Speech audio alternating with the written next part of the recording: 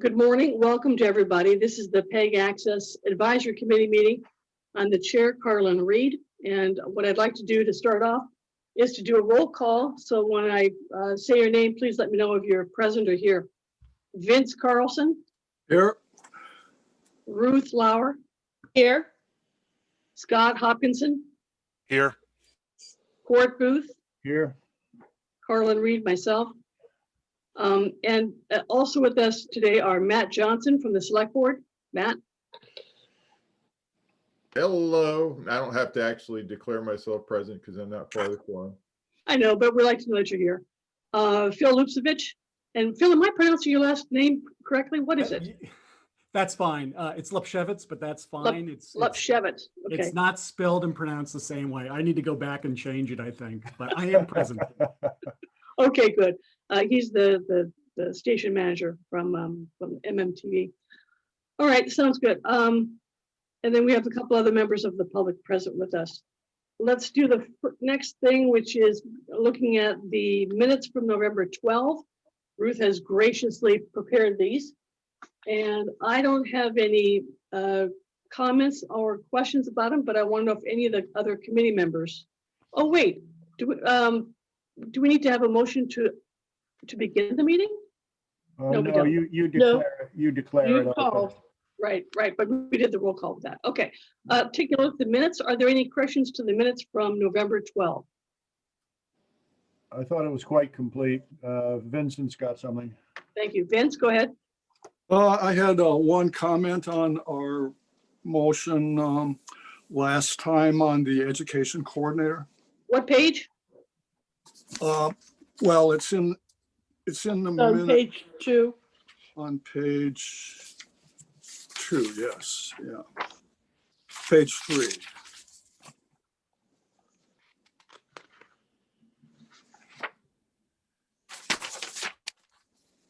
Okay. What's the question? No, it's on page 2. Yeah. Mhm. Well, I thought it might be a good idea to provide a job description along with that. And, I assume that Phil may have some ideas along those lines. I've kind of been refreshing a survey that I did a couple of years ago on best practices in PEG operations. And there's a fair degree of unanimity on what the education channel does. Yeah, just to let you know, Vince, there already is an existing job description for the education coordinator that has been approved by the personnel board. That position's been authorized. So what you're actually suggesting is a possible change to the existing job description for education coordinator. This was done about a year, maybe a year and a half ago, just to let you know. I can forward a copy of it to you if you'd like. Okay, Right. maybe I'll just make a couple of comments on what it is. All right, hold on, wait a minute, Ruth. Oh, okay. For purposes of this meeting, we're just talking about the minutes, and we can't add to the minutes something that wasn't stated. That's correct. So I appreciate Vince's comment that we should focus on this, but does it actually change the minutes? And let's get that over with, and then we can have a description on the meat. Okay, No, it doesn't. all right, do you have any other corrections to the minutes? All right, seeing no other. I have another correction, Okay, Matt, go ahead. which is on page 1, I believe, and that it just says Select Board Liaison Matt Johnson stated that MMN had also covered the flag burning ceremony on Veterans Day. No, we did not have a flag burning ceremony on Veterans Day. They just covered the Veterans Day commemoration. So I don't know how that got in there. There was actually some controversy about that. There was not a public flag burning ceremony. So Ruth, how about also covered the Veterans Day ceremony, period? How about that for Sounds that? good. That's good. Yes, thank you. Veterans Day ceremony, period. Okay, good correction. Any other edits? Okay, seeing no more, do I have a motion to approve the minutes as amended? So moved. Thank you, Court. Do I have a second? Second, Thank you, Ruth. All in favor, I'll do a roll call to approve the minutes as amended. Vince, Aye. Ruth, aye. Scott. Sorry. Scott, Yeah, I had to get to the unmute. Aye. no problem. It's that time delay. I know, we're not used to time delays. No, it's, I was, never mind. Okay, and Court, how do you vote? Aye. And Carlin, I vote to approve as well. Okay, the minutes are approved with that one edit. Okay. Now, Ruth, can you make that edit and then send it to me? Or shall I, or do you want me to do Sure, it? sure. I can do that. Make the edit and send it to me, then I'll forward it on to the town clerk's office for posting. Great, thank you. An issue was just raised about the education coordinator position. That's not on the agenda right now per se to discuss that. So what I'm going to do, Vince, is postpone that to a later meeting, probably January, just to let you know. So in the meantime, I will send you a copy of the current version of the education coordinator job description so you can take a look at it. All right, Vince, is that good? Yeah, thanks. And could you send that to all of us, please? I'm happy to do that. Okay, Thank you. education coordinator position to all members. Okay. And I have to ask on this, Phil, do you have a copy of that of what was done? It was, I think, might have been about the time you started, maybe before. There is a copy of the education position on file. Okay, all right. Then perhaps it's best, Phil, could you send that to me so that I can send out to the committee? I want to make sure, want to see if it's the same thing as what I have. Because after all, this person would be reporting to you. I will get that and send it to you. If you can, I appreciate that. Thank you. All right, Phil, I'm going to wait for that for you. We'll send. Good. All right. Okay, got that done. Next meeting that I have on schedule, January 14th, February 11, March 11, April 8, May 6, roughly 9 to 10:30. Now, today's meeting started at 9:30, but I'm suggesting that the other meeting start at 9. Do the committee members have any preference on the timing of the meeting? Ruth, do you care about if it's 9 or 9:30? No, I fit generally, earlier is better for me, but only because that's me, not because Okay. I have a schedule. Gotcha. Court, what about you? 9 or 9:30? This will be on Thursdays. On Thursdays, I think Matt and I are going to be in full gear with the building committee for the foreseeable future on Thursday mornings. They try to go 7:30 to 9, but it makes it pretty tight. Okay, so what, though, for your conveniences, 9:30 would work better than 9, is that right? I'm thinking so. What do you think, Matt? I agree. Yeah. Okay, I was just putting it into my calendar, in fact. okay, well, let's talk about 9:30 for the rest of the season. Ruth and Vince, are you two okay with that? I am. That's fine with me. Okay, good. Phil, what about you? You're important to this process as well? 9 o'clock 9:30? is fine. Yeah, that's Okay. fine with me. Scott, what about you? Would 9:30 suit your schedule? Between 9 and 9:30, it doesn't make much difference. Okay. My days are pretty full. The thing I can do is just get it on my calendar early enough so that it doesn't get filled up. I understand. All right. So what we'll do is we'll change the time frame to 9:30 a.m. start and run until no later than 11 o'clock. So the new meeting time is 9:30 to 11. Okay. All right. Hey, Greg Franks has appeared. This is Yay. great. He's our Comcast representative. Greg, your timing is impeccable. Absolutely impeccable because you're next on the agenda. Are you ready to do your spiel? I always have my spiel ready. Well done. All right, for the folks of you on the committee who have not met Greg, he's our Comcast representative. He's appeared before the select board, and we are lucky enough to have him come to our meetings at least once a year, and this is the first time we've been able to see him for this session. Greg, thank you so much for the, I don't know where you want to start. I've sent out to you some questions a while back ago, and then we had a second set sent out just yesterday from Vince. You've sent back to me a Strand Map And I appreciate that very much, which is a location, also a rate card. And these documents have been forwarded on to the committee as well, and I also sent you a Comcast complaint form. So I'm going to turn it over to you, Greg, and take it away. So the first question is projections for revenues, subscriptions, rates. The only thing I can give you is rates, unfortunately. Okay. This is confidential. Okay. Quarterly payments, fourth quarter of 2019, it was $85,791.44. I'm sorry. Now, I found out that the town has a quarter system that's different from Comcast quarter system. So by fourth quarter, do you mean September through October through December? Yes, our quarter, yeah. Okay, October through December 2019. And tell me again the number one more time, please.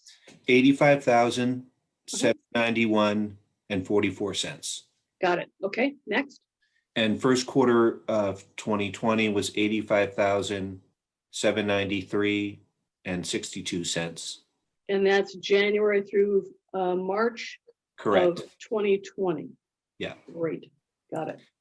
And the second quarter was 83,449.47.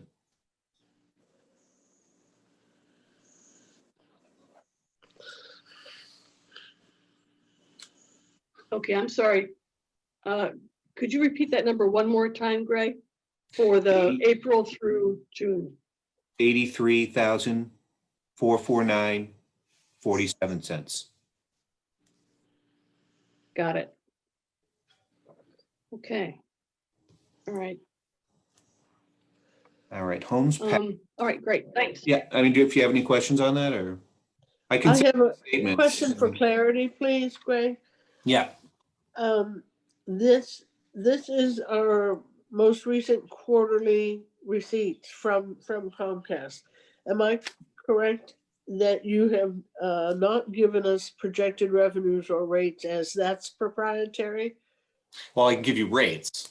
The rates, But you can take a look at that. But no, revenues and subscribers that we think we'll get, we don't talk about that outside the company.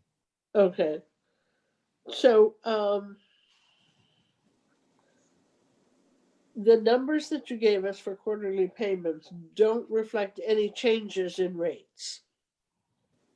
No, well, they would, I think, because the rates were different in 2019 and 2020. I can send you the statements and you can, take a look at why there's a difference. I took a quick look to see, why was it $2,000 less in Q2 than it was in Q1? And, you can see how different things changed, like ad revenues were way down in Q2 than they were in Q1, but other things were up, so. Good question, Ruth. Greg, I would like to see those statements. I'm actually tracking them quarter by quarter to see the different components and how they fluctuate. Yeah. So if you don't mind, you have my email address. Please send me those 3 quarterly statements. That's for fourth quarter 2019, first and second quarter 2020. Thank you. Appreciate that. Ruth, did you have anything else on your No, question? That's it. Thank you. All right. Question, don't the subscriber numbers show up in the quarterly reports? No, they don't. The only formal subscriber number that you get is in the Form 500 that we send every year in January. I can give you a current subscriber number. It might be a little bit different than what you see in the Form 500 because I guess they count these things differently. It's sort of like a snapshot rather than a year-long thing. But anyway, see if I can find it here. You're currently at 9,844 homes passed, and my session timed out here. Let me get back into it.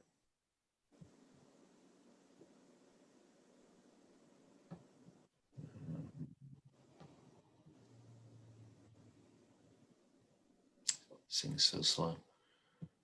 Vince, I think the quarterly subscriber numbers, subscriber numbers every year are reported as of December 31. And that's reported to the Department of Telecom and Cable. So when the reports show up on their website, which isn't until sometimes late February, it takes them a while to get it posted. That's the number as of December 31. So the number that Greg will give us now is pretty close to what will show up on the reports on the Form 500. Yeah, because there is that one small fee that I think is based on head count. Right. You're at around 4,700 subscribers, video subscribers in Okay. Concord now. 4,700, got it. And you said earlier, the answer to question number 3 about number of homes passed, that's up to 9,800, because that was Yeah, November. 9844. 9,844. So 9,844 homes, and homes are you defining as residential plus commercial plus apartments, something like that? Definitely, you know, every residential unit is counted.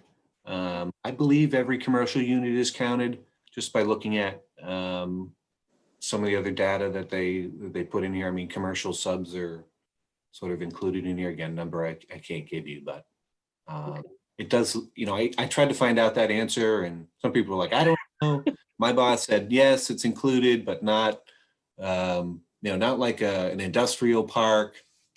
You know, It's the I think general to be parameters. honest with you, I think they are included.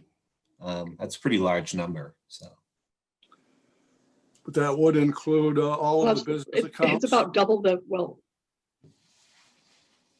It's more That would than the include- number of residences in Concord. yeah, so it's got to include commercial properties. But does that include, you know, all of the business account? You know, if I was a restaurant or something like that, and I subscribe to a business plan versus actually, I don't know what other type of plan a restaurant would subscribe to, but small businesses, or even sometimes if somebody's working from home, they'll have a business account versus a residential consumer account.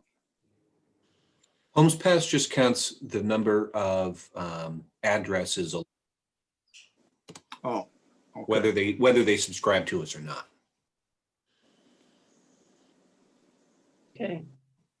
All right. I appreciate again the Strand map. And for those of you who haven't seen one of these before, it's a rough approximation of where Comcast has its coaxial cable strung. Did you have any observations about that Strand map? Greg, I don't think we've asked you for that before. Not really. No, I don't. They're hard to read unless you really know the town. All right. I can just say that on the select board, we recently approved a application to extend a new strand, I guess, in the direction of Neshoba School over in the Nurse Neck Hill neighborhood. So I guess, you know, there are reconfigurations that happen and all the time for capacity reasons and others. All the time, sure. I think I mean, I'm pretty sure in that case our plant already went down there, but I think in that case it was a new strand just for them, like a closed network just for them. Sounds like it was a capacity thing. Yeah. They needed a special business product to handle what they were doing. So, Okay.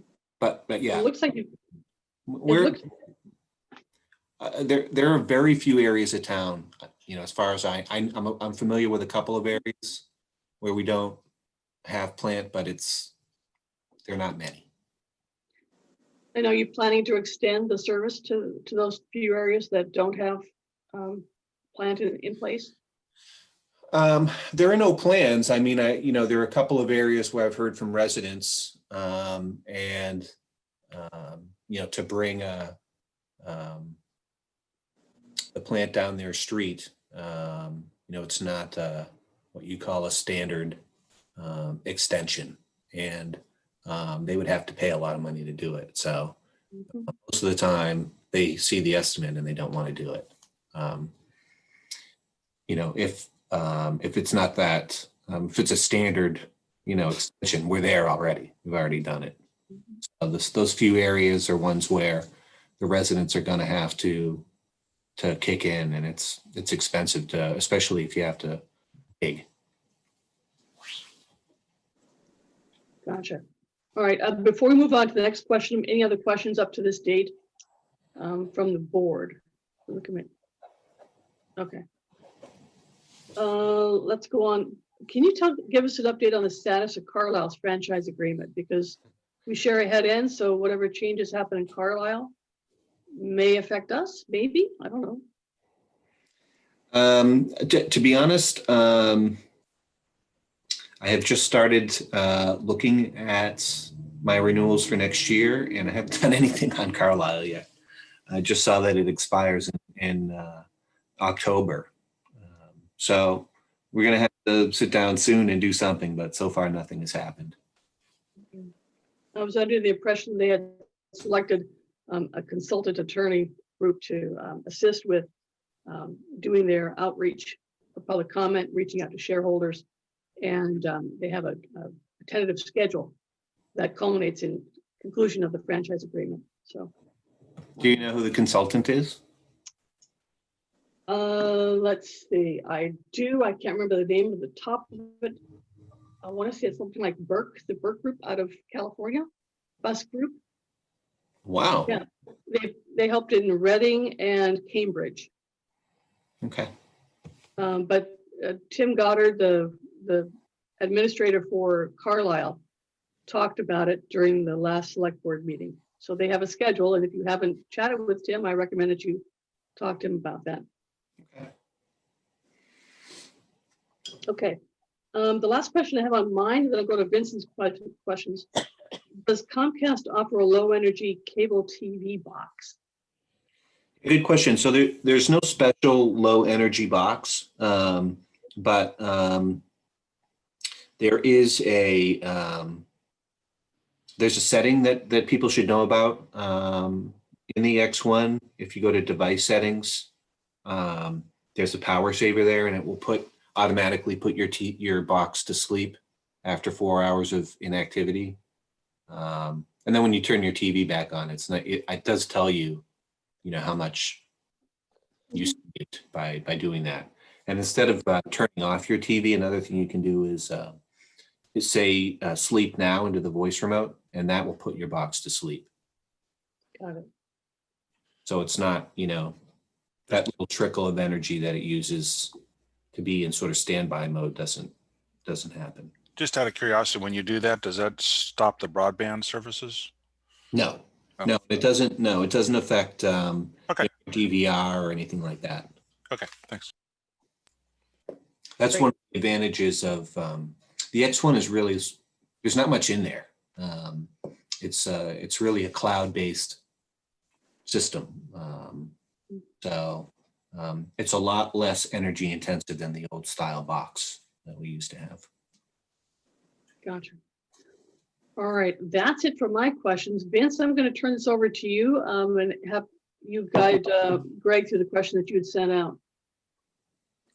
Oh, Greg, do you have that list of questions? Sure. Yeah, I can talk about the new data, 1.2 terabyte data plan that we have. First, terminology, people are calling it a cap. It's not really a cap because we're not, it's not like you get shut off if you go past 1.2 terabytes in a month. It's usage-based billing, and it only affects the top 5% of users. Almost nobody uses that much data. You can check how much you're using, by the way, in the My Account app. I have been looking, and in my house, we're using about half of that or less a month. So, I mean, I'm not worried about it, but so it technically starts January 1st, but the earliest anyone would see it in a bill would be in May for April usage, because we're giving people a couple of months credit. And and everyone's going to get a free month if they go over. The first time you go over is so the first time they would see a bill is in May for the April usage. Some other things to know.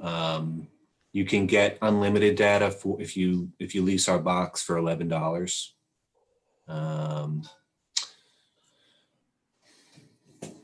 I think that's all the fun stuff about that. I've seen some comments. I don't know any families that, well, I don't know if they know how much they use, but if you have fairly large family, well, say you have 4 or 5 people in your family, and the kids are doing something like gaming services, which apparently takes up a lot of bandwidth. Yeah, gaming counts, and it does. But again, I think people before they get upset about it, take a look at what they're using now and see where you are. The other thing I tell people is don't give out your password, and don't leave the TV streaming all night. When you go to bed. I know people who do that too, but it's really not going to affect most people. Like I said, only the top 5%. So if people are doing a lot of streaming, like on Netflix, does that take? It'll count. Yeah, anything that sort of goes through the internet. Anything other than your traditional cable TV is going to count towards it.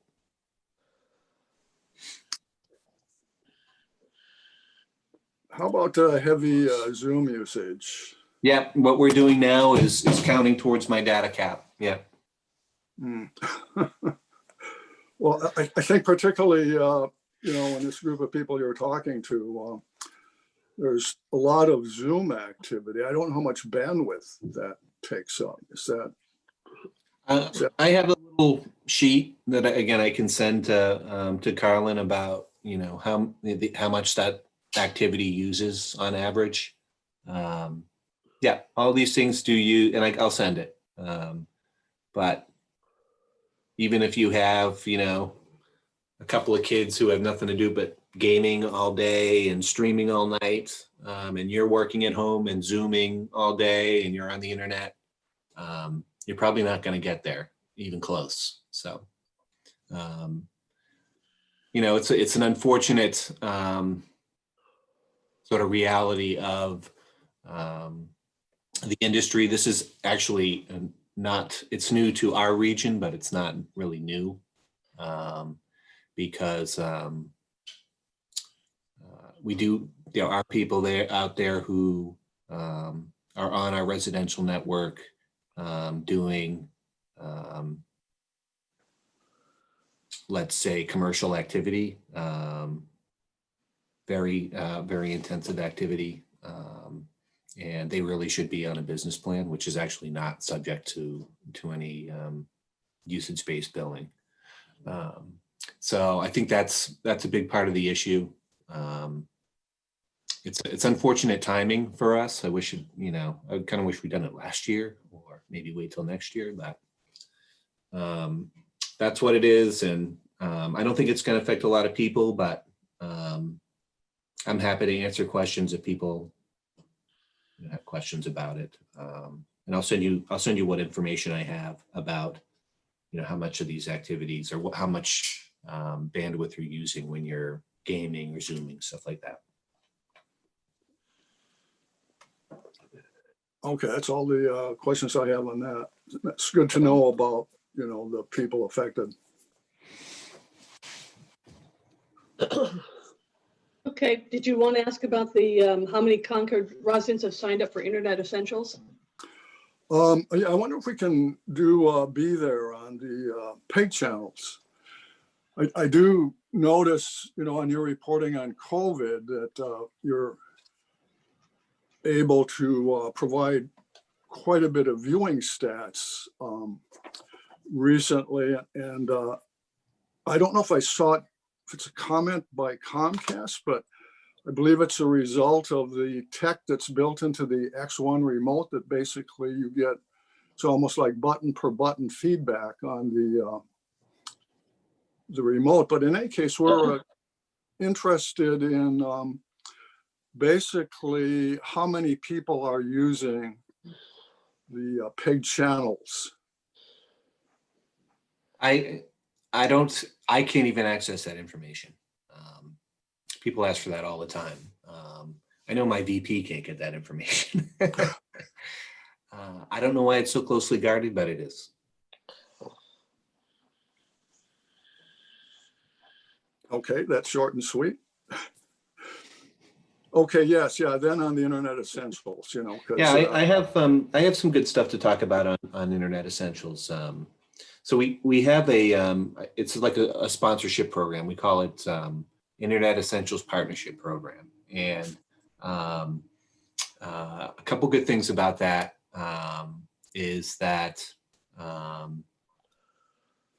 you can get around the 90-day look back. That's a big hurdle for people that someone brought up in the question. So, for example, the minimum is 15 and 6 months. So, and we're doing the first 2 months free. We've extended that through June. So anyone who signs up for Internet Essentials, whether individually or through a partnership program, gets 2 free months. And we've been doing that since the pandemic started. So that's if the school, for example, wanted to do that, or if you knew of a nonprofit in town that wanted to sponsor families, it's super easy to set up. If it's the schools, they can go through the state contract. There's a state contract. Super easy to sign up. Okay, I think that may be most useful for the Council on Aging. Sure. Yeah. Would they fit into into that group? Yeah, anyone, absolutely. Anyone who receives any type of public benefit. So, it could be like a Section 8 voucher. Maybe it's, food assistance, or could be, SSDI or something like that. They're going to qualify. What else did I want to say? Wi-Fi hotspots. We're keeping those open to the public through June as well. I don't know if we're going to be adding any new ones in town, but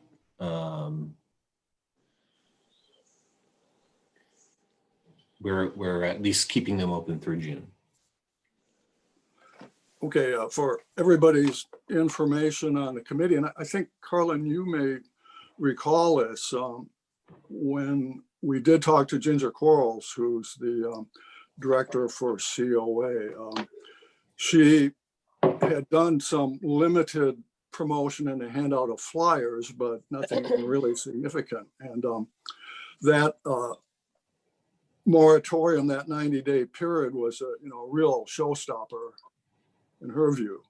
Mm-hmm. So I think with this information, I think maybe that she can take a more active role in being sure that at least everybody that goes to the Council on Aging and particularly gets their newsletter, and their newsletter has very good circulation. I think that will be a big help in getting people signed up. Yeah, that's great. Yeah, I'm happy to help with that. If she wants to give me a call, I can walk her through it. Okay, that kind of covers my D items, which are, a bunch of options. And I think you provided a better answer than that.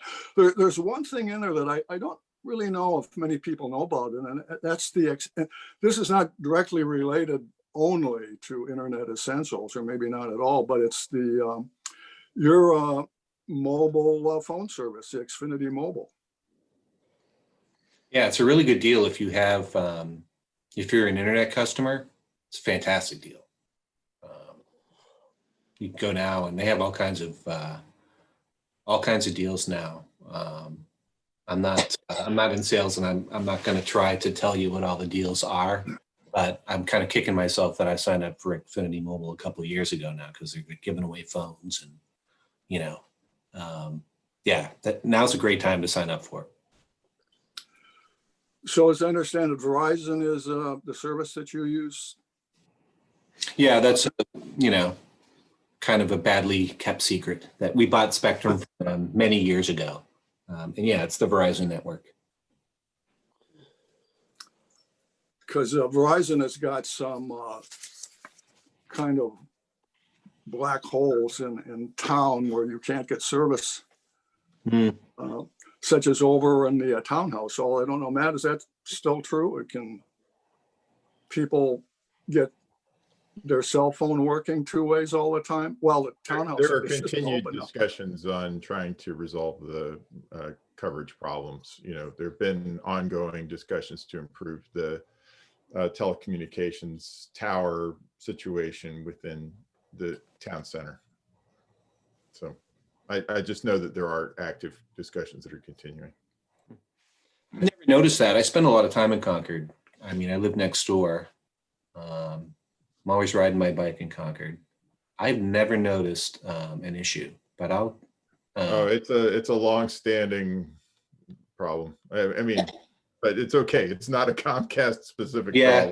problem. And Yeah, I know. I mean, we're really kind of outside of the scope here of BACC. Yeah. Okay.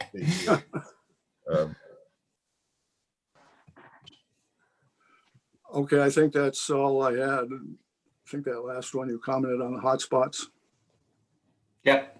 Public can access them for another 6 months at least. Yeah. All right, other questions from members of the committee? Court, do you have anything? Scott? I Ruth? do. Yeah, I just have a couple quick ones. All right, Scott, go ahead. So first of all, are your services also including the, no, this doesn't really pertain, never mind. So the one question I have, and just as a curiosity, is there was some discussion about transitioning to something like 4 or 5G fixed wireless for a mechanism of distribution. Can you comment on that at all? You know, that's something that Verizon is certainly deploying. And I know a little bit about 5G. I don't know if we're not doing it. I'm not saying we would never do it, but you know, there are a lot of technical issues with 5G. Yes, yeah, and I'm not really looking for your technical insight. I was just comment on whether you guys were rolling out any kind of fixed base. We're not Okay. rolling out anything anytime soon. Yeah. Okay, thanks. That's the only question I had. Okay, Court, what about you? What questions do you have for Greg? No, I'm satisfied. Thank you. Thank you, Greg. My All pleasure. right. Ruth, how about you? Do you have any questions for Greg? I'm good, thank you. Okay, Matt, what about you? I'm fine. Okay, I'm gonna keep on going. I'll get to you and Frank in just a moment. Phil, did you have anything that you wanted to ask Greg about at this time? No, I did not. Thank you. Okay, let's open up to the members of the public. Carlin, Yes, go ahead, Court. yeah, I will put one Greg's way. Greg, are we an outlier, or is this customary for bodies like ours to meet with you in this fashion once or twice a year? I wouldn't call it an outlier. I wouldn't, you know, it's, you know, We'd like to be outliers. probably about, you know, half a dozen or a dozen of my towns want to, you know, have active cable committees that want to talk to me once or twice a year. Yeah. Okay, thank you. You know, city councils will call me in once or twice a year. Mhm. All right, thank you. Okay. All right, open up to members of the public. Questions for Comcast. Frank, did you have something? You looked like you had a question. Oh, Frank, when you have a moment, please unmute yourself. Whoa. No, all right, okay, now I'm on, right? All right, Okay, and Frank, just also for the record, could you state your name and your address, please? yeah, Francis Breen, 48 Phillip Farm Road, Concord. Okay, thanks. Go ahead, Frank. Yeah, on the cap issue, Now, there's a difference, like you can get, say, Netflix through Wi-Fi, or you can go through the network's menu on Xfinity, right? Is there a difference? So if I go through the networks thing in Xfinity, am I still going against the cap if I watch a movie on Netflix, for example? Yeah, good question. You're going towards the allowance if you're doing that. Yeah, okay. The other one is just the announcement came through that Norton's not supported anymore, a free Norton's a product. And there's this other product that supposedly replace it, that Comcast does it, but I couldn't figure out how to, does this new product or this product of Comcast, does it completely replace Norton, or is there, I don't. It does, yeah, wow. You pay very close attention. I wouldn't have caught that if I didn't join a call this week. But yeah, no one was downloading Norton. Oh, I use it. No one uses Norton? Well, they weren't, no one Not many? from us, so it was like, no, why are we offering it? So, but yeah, this new product replaces it. Right, so that if I go to a bad website, it'll flag it like Norton did, or is that? Right, yeah. Yeah, and if you have our XFi app, you'll see that it is, it's working there in the background. And Is it on now? Is it on automatically, or do I have to do something? I couldn't. That's another great question. I don't know. Because I couldn't figure out how to install it or not install. I don't think you have to do anything. You don't have to do anything to install it. No. So if I get rid of Norton and I go to a bad website, I should get a warning or something, right? Yeah, you don't have to get rid of Norton if you already have it, but you're, the X1, you're already, there's security built in that you don't have to activate. Yes. Yeah, Norton's going away. It says January 1st. So. Right. Okay. Yeah. Those are my questions. Thank you. Sorry. Okay, sure. My pleasure. Mute and unmute here. Thanks, Frank. Yeah. Any other members of the public who have questions for Greg before we let him go? Going once, twice. Yeah. Lois, could you please give us your address and your name, please? Lois Suarez, 34 Everett Street, apartment 10B. Regarding the Internet Essentials, is that true? Like that anybody who would live at Everett Gardens or in the Peter Bulkley Terrace or the family units for Concord Housing Authority would qualify for Internet Essentials and the waiver, the 90-day waiver? You would qualify, but the only way around the waiver these days, or the 90-day look back, is to be sponsored by, say, the housing authority or. Okay, so the housing authority could be the sponsoring organization? Yes. Oh. Now, could a church be a sponsoring organization too? Yes. And Open Table? I'm not familiar with that, but any nonprofit Okay. or public entity. Okay, and it's any nonprofit, okay. No, I'm just, the ones I was thinking of is people who deal with people who are in a crunch financially. Yep, absolutely. If you know of an organization that would like to do it, I'm happy to talk to them. Awesome. Can Carlin or somebody give us your contact information then? Yep. She has it and can give it out to anybody who needs it. Okay, thank you. Thank you very much. Good question, Lois. Any other public members? Once, twice? Okay. All right, let's see. I think we have just about exhausted our questions and comments from Greg, unless there's something else, Greg, that you want to let us know about, or for now? That's it. I think that's it. Okay. Well, thank you very much for joining us. I appreciate that very much, Greg. Always a pleasure. Anytime. You're welcome to stay for the rest of the meeting if you wish, or you can log off. It's up to you. Okay. I got to call the boss. He called me while I was on the call. Yep. Tell them the questions you, we Greg. asked you, okay? Okay. All right. Okay. Bye-bye. Thanks, Greg. All right, let's go ahead and move on with our agenda on that. This is where we turn the discussion over to Phil for the MMN update. And if you can give us an update on the education coordinator status. So Phil, the show is yours. Oh, sure. Thank you. So the education coordinator is still in a frozen position. So there is no update at this point with that. So I'll just move on over to some of the updates and what's happening over here at the station.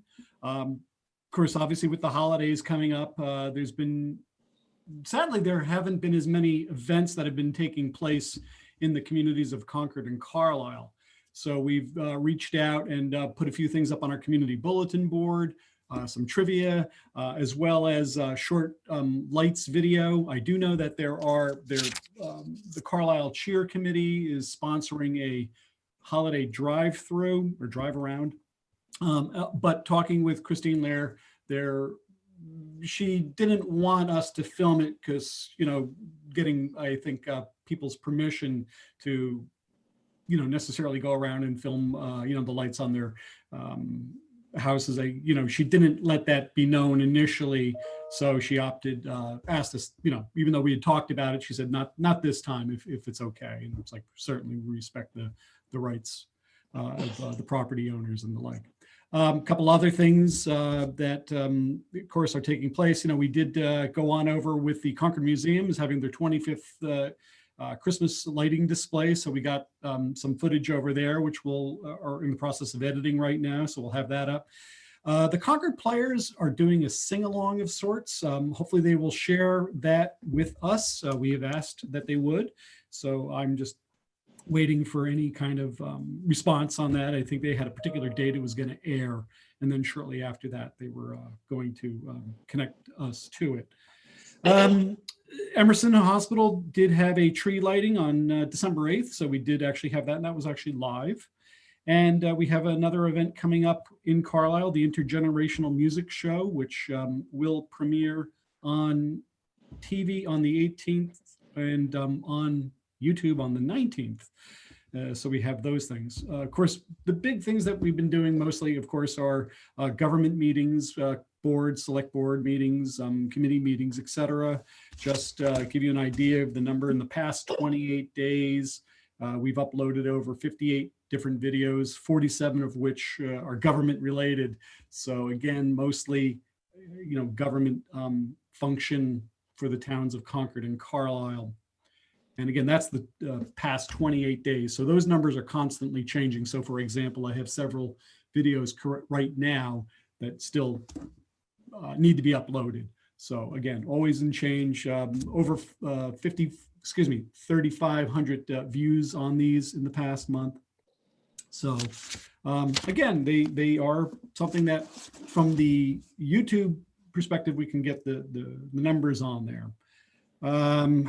Let's see, a couple other projects that are in the works. Of course, the West Concord 5 and Dime is going to be closing down. So we're working on a documentary with the folks over there. There's a lot of interest in the community here in Concord.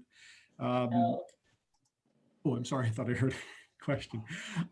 Concord Carlisle High School music video is still in the works that we've been working on. There's also a little bit of talk now with sports coverage for the winter months. That's in flux, but again, Aaron Junkus has reached out to us, and we're going to see what we might be able to do to support the sports community in the high school. A couple other projects in the works. Again, working with sustainability team. We're working on creating a emergency preparation video with them, with the fire department and the library. So those are a few things that are taking place that have taken place and that are going to be taking place in the weeks ahead.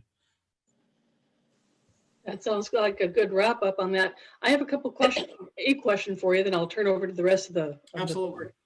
board. We've become rather dependent on having the government committee meetings, in particular, videotaped and then posted on the YouTube websites. What's going to be MMN's approach once we can now meet in person? We're talking about at least 6 months from now, depending on what the select board decides to do on when we're allowed to meet in person. Are you still going to be videotaping committee meetings? Generally, the committee meetings, most of the ones that we cover, and again, this is, since I started the position back in January, there was only about 2 months worth of live committee meetings, and those were, things that were over at the townhouse and the school committees. Those were the live ones. We would occasionally record a few other committee meetings. However, what will happen next? That's a really good question. I don't have an answer for you. Again, I think it's, part of our role and function to get as much out there as possible. There's a certain advantage to these Zoom meetings, especially, when Jeremy and Chris, record these things, or their, respective appointees, record these and then make them available for us. So how much of this will live on in 6 months, it's hard to say. But again, I think, if they are being recorded, for allowing us to put them onto the TV as well as onto YouTube, I don't see it stopping, to be honest with you. Matt, I think that they're being recorded now because of the governor's emergency order. Is that right? Well, I don't think the recording is actually mandated by the governor's order, but that the ability to hold the meetings virtually is. But I would say that, Phil, I would strongly recommend putting on your agenda some, strategy for continuing the videotaping or the minimum audio recording of a wide variety of meetings in the future somehow. And I know it has to be a passive strategy. It can't be staffed, room by room. And I think a lot of us have become much more adept at using these audiovisual technologies just by necessity during this pandemic.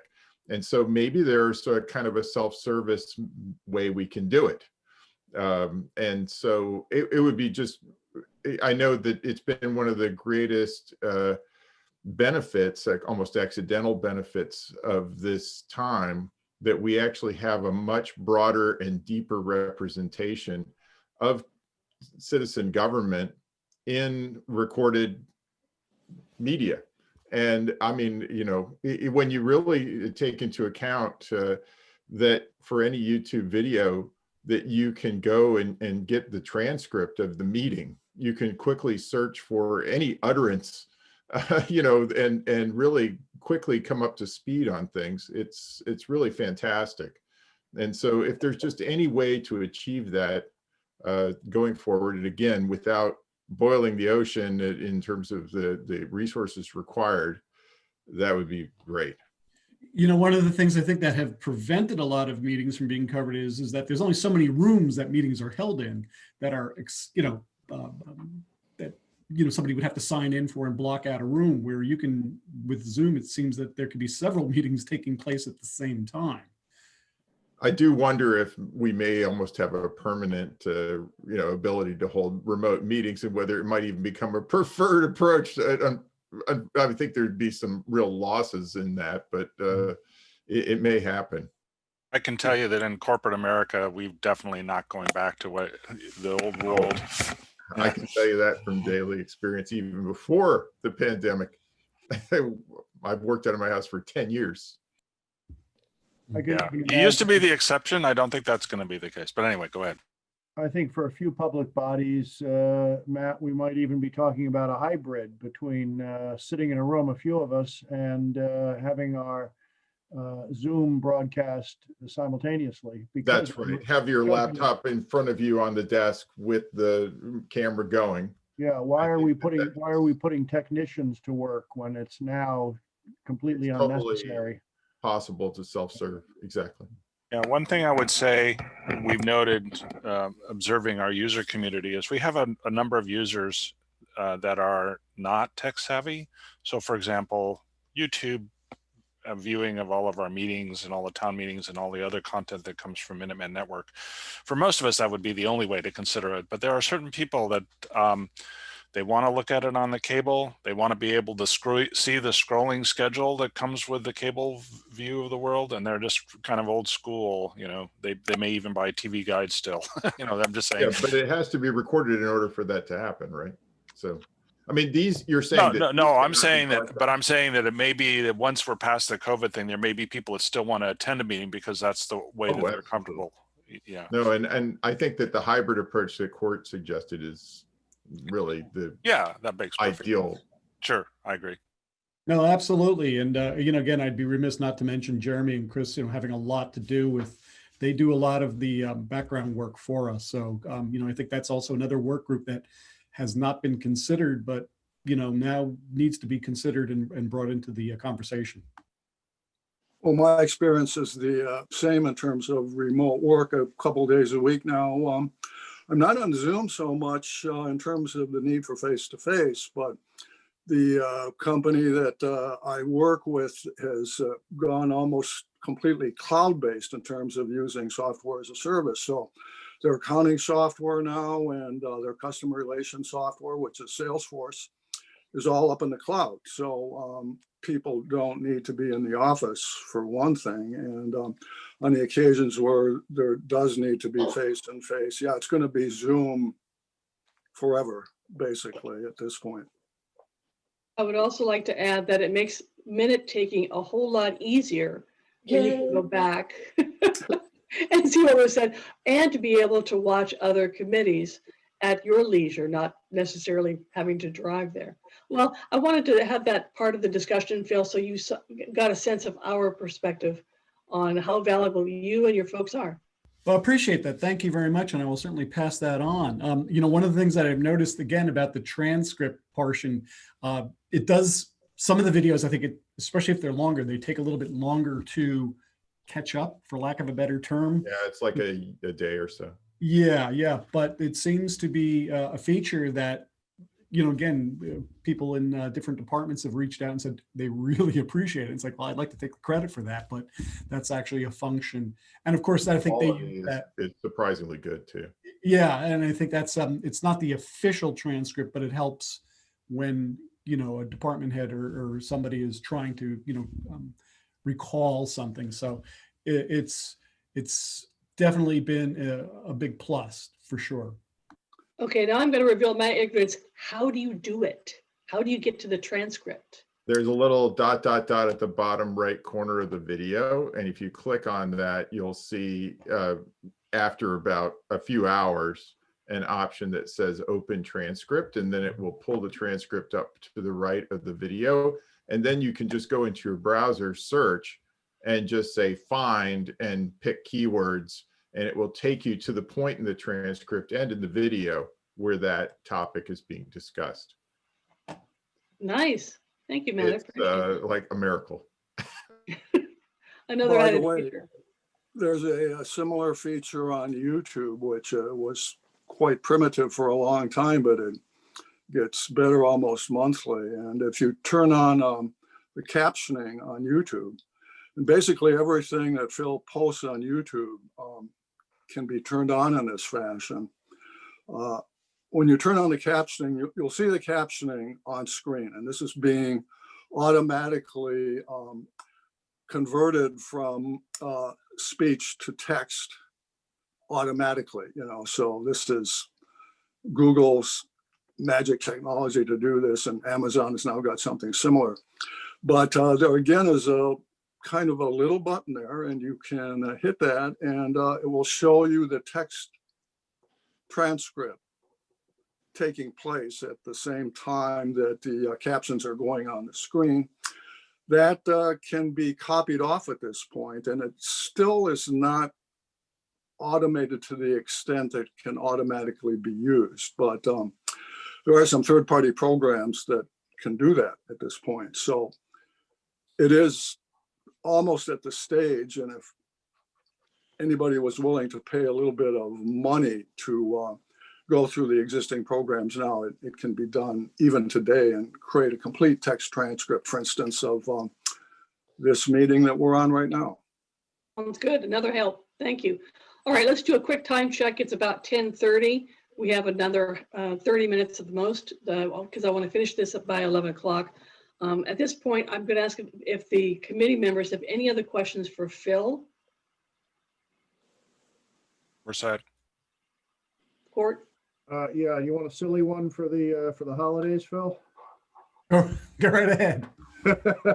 Now that you have no choice.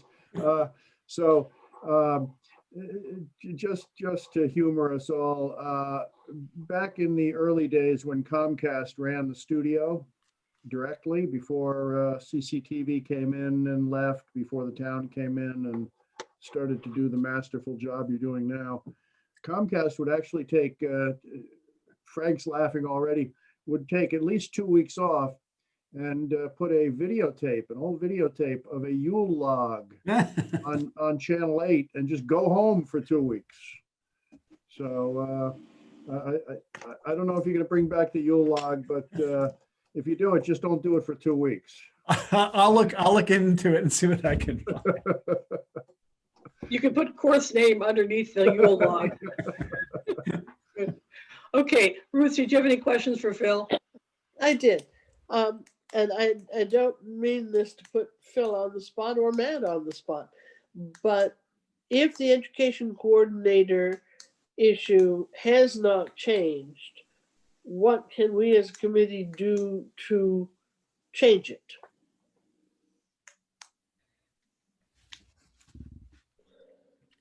I don't, Meaning expedite the process, Ruth? Well, I don't follow. first, we have to make our issue known, and then somebody that we don't know who it is needs to make a decision. How can we assist? Okay. And you've seen that the demand for services at the current level will most likely continue. And yet when we are able to meet together, when the COVID situation is over, I suspect you'll have more demand on your services, but you won't have more personnel. So the education coordinator would add you another body. And also Matt was gracious enough to make that announcement about our committee report during his liaison.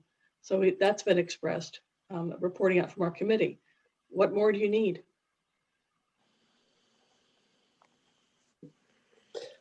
I'm hearing crickets. Me or Matt or Phil? Well, from Matt or Phil, if either of you want to speak on this.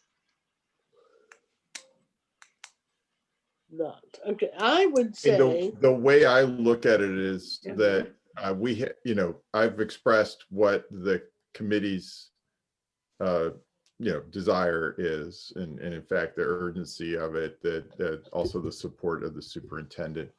I think that though when you get to a certain point, the hiring process for town positions is under the purview of the town manager. So while the select board can advise and recommend, and that would be potentially another step that we could undertake, that the board could make a similar kind of vote on a recommendation, that it's really it's up to the town manager to really fill that position.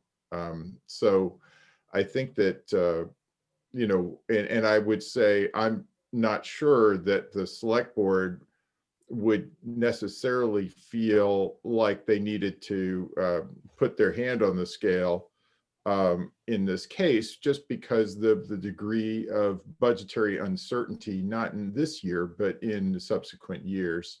And I suspect that that's what's playing into, a hiring decision. A municipal hire decision is not a short-term prospect. It's a more or less permanent one. And so it's not one to be taken lightly, I think, under the current circumstances. So I suspect that's what's happening. It's not really calling out this position in particular, but it's a general tone or mood that the town is in. Okay, so Ruth. if the money is there, it's in our budget, and we're not using it, it's going to go away next year? Or is it going to be encumbered for us to use next year? How can we protect the funding That that, I'm not aware of, and I don't know how fungible the balances are, and especially in this case, because it's a, you know, very specific kind of a budget. So that is beyond my expertise at this stage. Well, we may be starting to talk about budget in February. That'll be part of the February and March agendas, I suspect. So to be continued later. And Phil, if you could pass the message along that at least there's some folks on the committee who are still really interested in it, we'd appreciate that. Yes, that is certainly understood. But again, really, it's beyond my position, to be honest with you. Understood.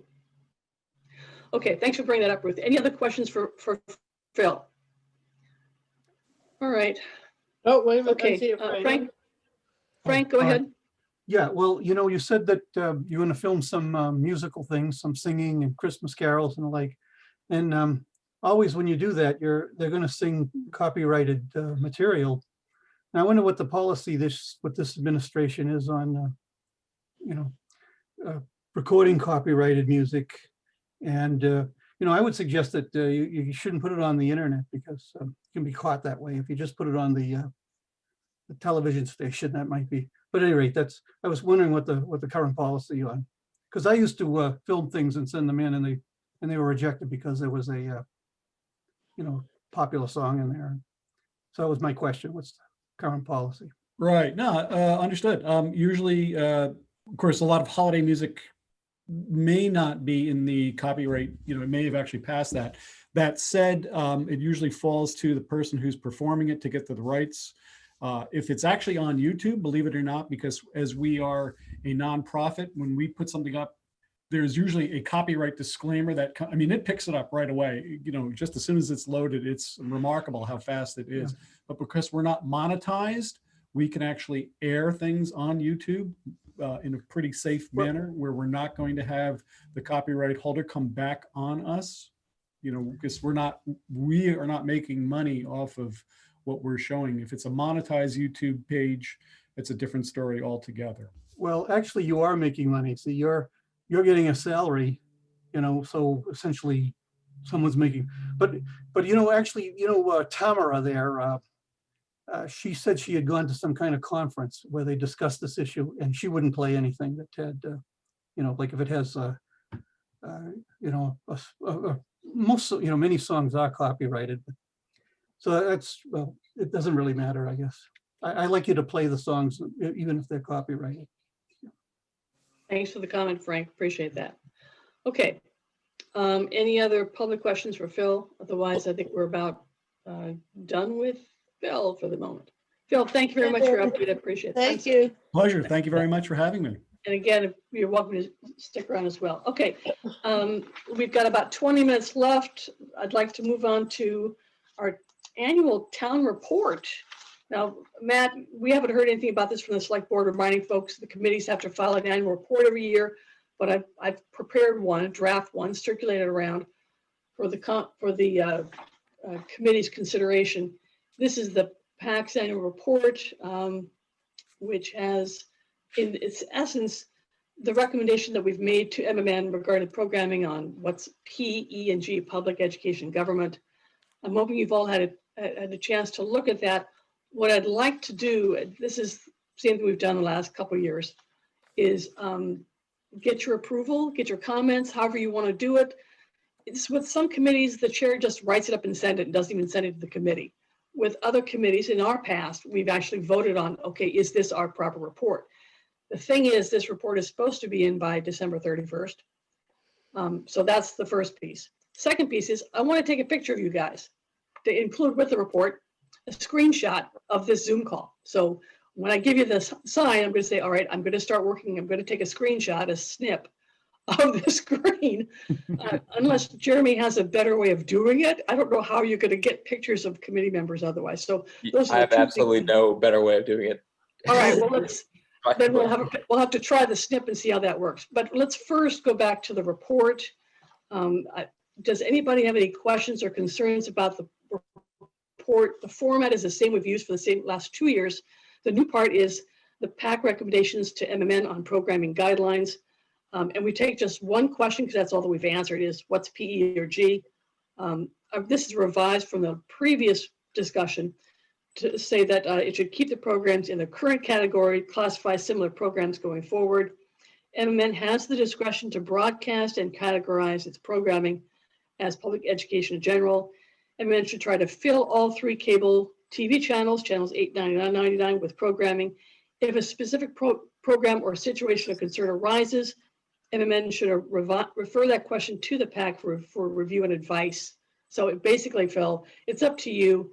If you have a problem, come let us know about it if you want us to help you with that issue. So it gives you the discretion, but if we hear about an issue from the outside, we're going to say, hey, we've heard a question about this. And then I also have down here that the PAC notes that classifying this program as P, E, or G will not affect its placement on the town's YouTube channel as the channel operates with playlists. We're also encouraging that playlists be updated regularly. So that's the recommendation that our committee would be making on that based on the discussion we've had for the last 2 meetings. Okay, floor is open. Who wants to have a shot? Any questions, concerns? I have to say, I haven't reviewed the report, but was that text you just described in the annual report you're proposing to submit to the town? That's correct.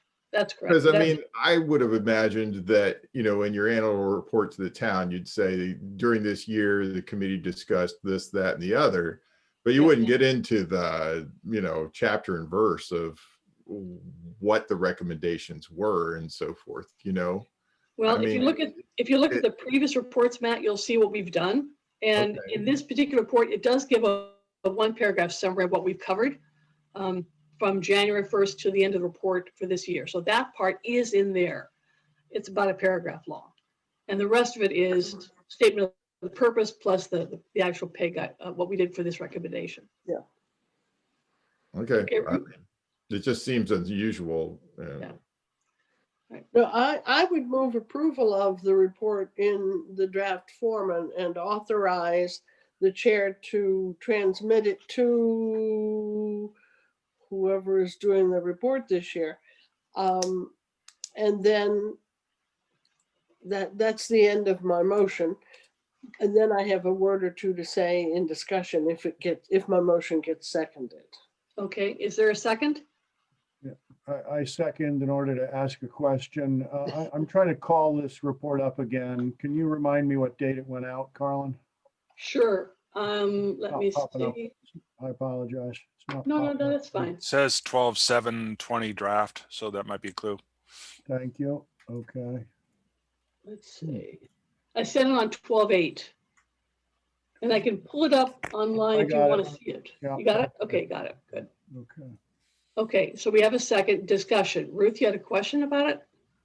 I don't know that it's necessarily a question, and it's not refuting Matt's position, but I do think I disagree with his position that it's unusual. I don't think that it is. It doesn't appear to me to take up any more space, if you will. And that is one thing that is very tightly conscripted, usually, not this past year, in the hard copy. And I think the community deserves to know that this is a year that things actually happened, and we don't just take off the top of the page, change the date, and resubmit last year.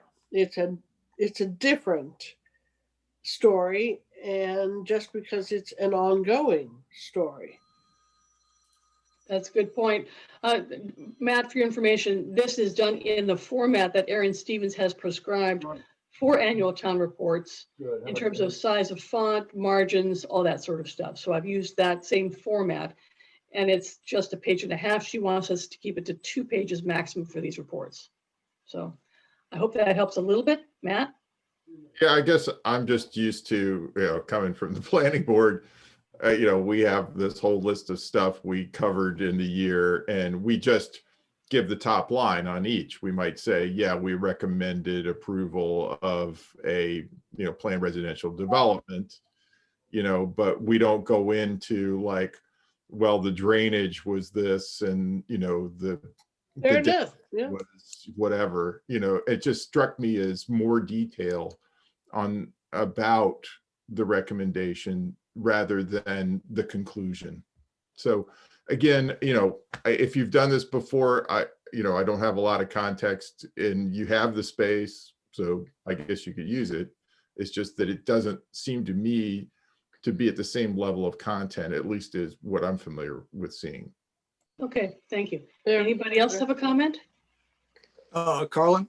Yes, go I ahead, just Vince. had one technical comment on the YouTube playlist item, and I think I should just send it to you separately, but there is another mechanism on YouTube for channels that I think I've discussed it with Phil. I don't know if Phil is still here, but why don't I just send you an email on it? It'll be a one sentence change.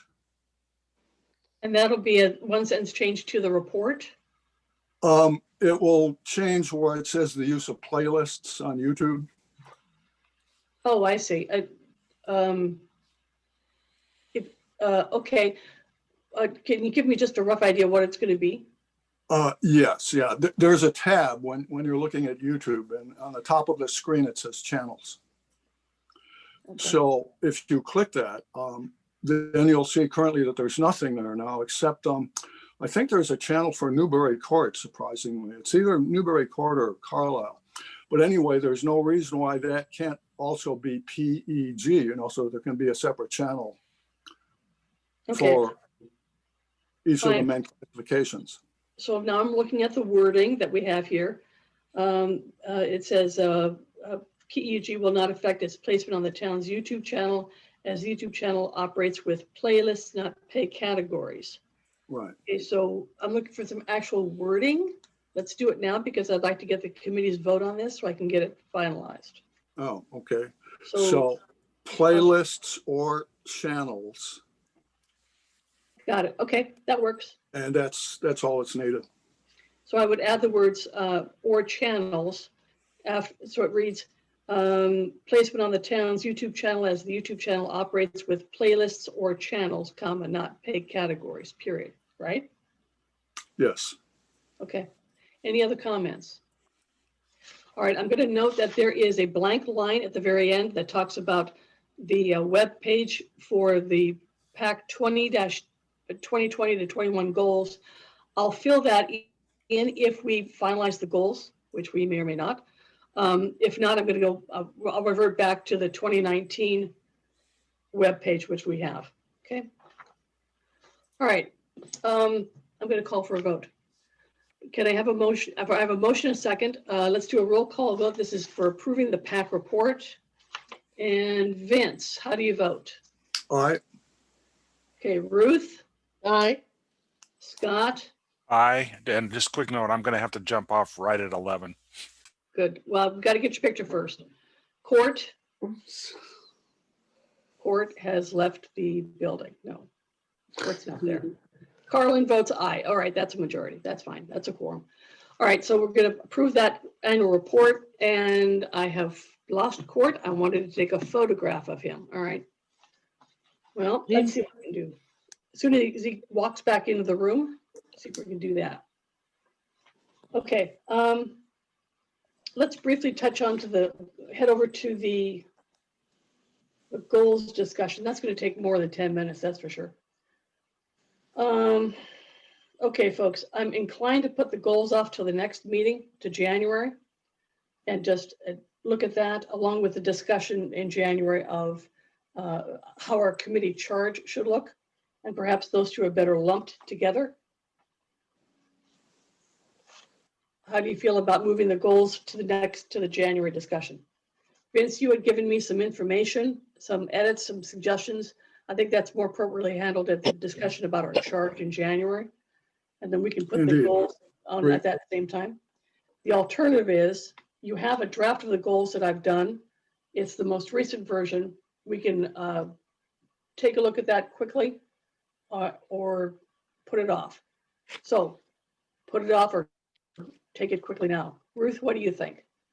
I think I would rather have them both together. Okay. And have before us not an open-ended discussion, but for the purpose of reaching conclusions. I think, if we need to do amend the charge, we need to petition the board to do that. They would need their own time in hand to respond. Okay, that makes sense. All right. All right. All right, I'm going to put that off till January. What I'm going to try and do now, if I can figure out how to do this correctly, is to take a There's snip of a photograph. Yes, Court is back now. All right. Let's see. Don't want that. Want that. Good. All right. Why don't you tell me to peel my headset off and I'll. Yes, this is where you all smile and look pretty. Adjust your hair because I'm going to take a picture of you. And yes, Phil, I want you on this screen as well. Frank, you can stay on as well. The other folks can as well. Okay. All right. All right. All right. This Count is us the down. photograph. Right. This is the photograph that's going to go in with the annual report. So everyone smile. Thank you.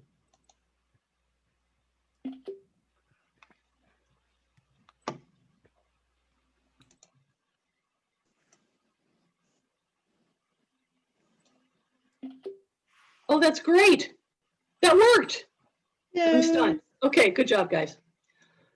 All right, now I'm going to save this critter. Get this done. Photo. I took a few. I'll send them your way, Carlin. Okay, good. Appreciate that. All right. Okay. Let's go to the liaison comments. And then we'll do public comments. Liaisons, anything else from Phil or Court? No, not at the present time. Thank you. Other than to say, building committee is going to pick up its pace, and we're going to, because we're moving quickly now after a long pause, Phil, our communications group is going to be working diligently with you to get the word out that public meetings are underway on the middle school building, lest people complain that this took them by surprise. So we'll be overdoing, we will be really over communicating, so to speak, as best we can over the next 2 months. Thanks, Very Court. good. Thank you. Phil, do you have anything for us? No. Okay, Matt, what about you? Anything else for us? No, other than what I already reported. Appreciate that. Okay, public comments. Any members of the public who want to make a comment? Going once? Lois, go ahead. Okay, Lois. Thank you very much. And the other thing is, I had very similar questions that Frank had regarding, playing music and the copyrights and that whole sequence. Maybe sometime we should meet with Phil, because like our church is doing virtual choir, which has really been done very nicely and really, really nice. People are really enjoying that, especially, because they're like isolated. And yet I'm not sure on the copyrights. I know our director is very aware of that, but I guess it's probably a conversation with Phil on how to perhaps do some of that and, share it with the community, the larger community. That's just, what's going in my mind. And I had the same question, but he asked it pretty straightforward. Then is there some way, or if there's any kind of a waiver during the pandemic for some of this? If anyone knows, Vince knows my contact, and Phil, I think, does too, but I would really like to pursue finding out a little more about that, because it seems like people are doing, I'm sure the temple and some of the other places are doing a lot of work. And if there's some way we can share it, it would be really sweet. Thank you for your work too. And Happy New Year 2021. Thanks, Lois, for your comment. All right, I'd like to hear a motion to adjourn because it's almost 11 o'clock. Do I have a motion to adjourn? Motion to adjourn. Do I have a second? Second. Great, let's do a roll call. Vince, All right. Ruth, Aye. Scott, Aye. Court, Aye. and I, Carlin, also vote aye. All right, we are adjourned. Thank you all, folks, very much, and I'll see you in January. Thank you all. Have a good holiday. Thanks much. Yeah, thank you.